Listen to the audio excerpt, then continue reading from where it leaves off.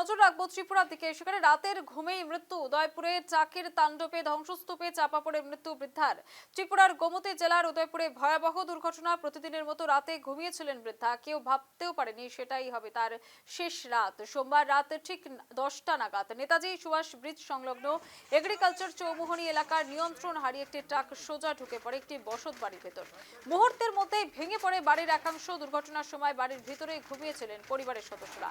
বিকট শব্দে ছুটে আসেন স্থানীয় বাসিন্দারা। ধ্বংসস্তূপের নিচে চাপা পড়ে যান প্রায় 60 বছর বয়সী সবিতা সাহা। উদ্ধার কাজ চলাকালীন তাকে মৃত অবস্থায় পাওয়া যায় এবং সেই ছবি উঠে আসছে, দেখতে পাচ্ছেন। একেবারে সমস্ত কিছু ভেঙে পড়েছে, গোটা বাড়ির সামনে গাছ টাছ সমস্ত কিছু ভেঙে পড়েছে। ত্রিপুরার উদয়পুর ভয়াবহ দুর্ঘটনা। নিয়ন্ত্রণ হারিয়ে ট্রাক ঢুকে পড়ে একটি বাড়িতে। ট্রাকের তাণ্ডব, যার জেরে ধ্বংসস্তূপে পরিণত হয়েছে সেই বাড়িটি এবং সেই ধ্বংসস্তূপের তলায় চাপা পড়ে মৃত্যু বৃদ্ধার। দেখতে পাচ্ছেন একেবারে বুলডোজার দিয়ে কিন্তু সেই অঞ্চলে সেই বাড়ির ধ্বংসস্তূপ সরানোর কাজ চলছে। উদয়পুরে ভয়াবহ দুর্ঘটনা। ট্রাক ঢুকে গেল বাড়ির ভেতরে, ধ্বংসস্তূপে পরিণত হলো বসত বাড়ি। সেখানে ঘুমিয়েছিলেন বৃদ্ধা, আর ঘুম ভাঙল না তার। সেটিই ছিল শেষ রাত এবং ধ্বংসস্তূপের তলা থেকে তার মৃতদেহ উদ্ধার। সরাসরি চলে যাবো, আমাদের সঙ্গে রয়েছেন আমাদের প্রতিনিধি ভূপাল চক্রবর্তী। ভূপাল, একেবারে মর্মান্তিক ঘটনা বলা যায় যে ট্রাক ঢুকে গেল একেবারে বসত বাড়ির ভিতরে এবং সেখানে দাঁড়িয়ে একজনের মৃত্যু হয়ে গেল। তার শেষ রাত, একেবারে ঘুমের মধ্যেই তিনি চলে গেলেন না ফেরার দেশে। এমন ঘটনা কিভাবে ঘটলো? ট্রাক চালক সেই অবস্থায় কি সুস্থ অবস্থায় ছিলেন এবং কি বলছেন ওই অঞ্চলের নিরাপত্তা ব্যবস্থা কি বলছে? দেখো, এলাকার যারা লোকজন প্রত্যক্ষদর্শী যারা আছেন তারা বলছেন যে গতকাল 10টা নাগাদ বিকট আওয়াজে তারা বাইরে বেরিয়ে আসেন এবং এসেই দেখতে পান যে একটি ট্রাক অপেক্ষাকৃত কিছুটা ঢালু জায়গায় অবস্থিত একটি বাড়ির উপর কার্যত হুমড়ে পড়েছে। অনুমান করা হচ্ছিল ব্রেক ফেলের ফলেই এই ঘটনা ঘটেছে। আবার কেউ কেউ বলছেন যে চালক স্বাভাবিক অবস্থায় ছিলেন না। যদিও চালক পলাতক, পুলিশ এখনও চালককে গ্রেপ্তার করতে পারেনি।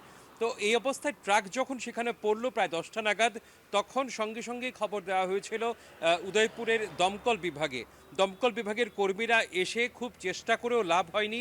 প্রায় ঘন্টাখানেক চেষ্টা করেছে, কিন্তু সেখান থেকে কিছুই করতে পারেনি। তারপর স্থানীয় মহকুমা শাসক সেখানে দুর্যোগ মোকাবেলা বিভাগ যারা রয়েছে তাদেরকে খবর দিলে সেখানে বুলডোজার নিয়ে আসা হয়। প্রায় 2.5 ঘন্টা পর সেইখান থেকে ট্রাককে সরানো হয়েছিল এবং সেই মহিলাকে সেখান থেকে উদ্ধার করা হয়েছে। যদিও নিথর দেহ উদ্ধার করা হয়েছে, অনুমান করা হচ্ছিল সেখানেই তার মৃত্যু হয়েছে। পরবর্তী সময় স্থানীয় হাসপাতালে নিয়ে যাওয়ার পর চিকিৎসকরা তাকে মৃত বলে ঘোষণা করেছে। এরপর পুলিশ সূত্রে যতটা জানা গেছে, ট্রাক চালক, তার বাড়ি দক্ষিণ ত্রিপুরা জেলার শান্তির বাজারে। এখনো পর্যন্ত পুলিশ তাকে খুঁজছে, যদিও এখনো পর্যন্ত তাকে পাওয়া যায়নি যতটা খবর।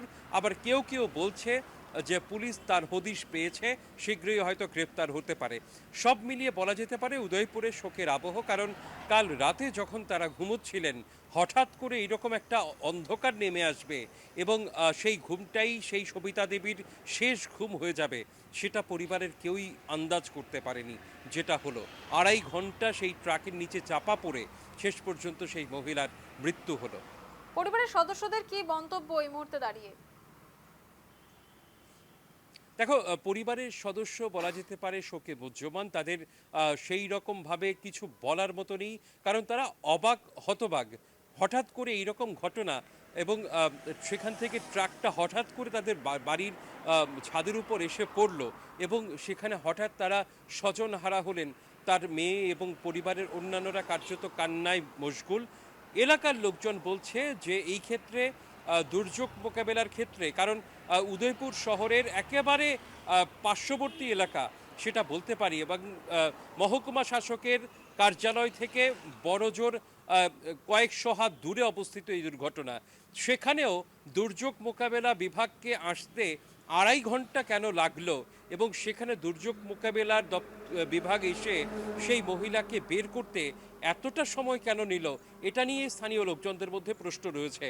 খোদ শহর এলাকাতে যদি এই রকম অবস্থা হয়, তবে দূরবর্তী এলাকায় কি হবে? কারণ সেখানে যেখানে দুর্যোগ মোকাবেলা বিভাগের কর্মীরা সেই শহর এলাকাতেই অবস্থান করে। 2.5 ঘন্টা কেন লাগলো খোদ এই গোমতী ত্রিপুরা জেলার সদর বলতে পারি এই উদয়পুরকে, সেই উদয়পুরের একেবারে গা ঘেঁষা এলাকাতেই অবস্থা।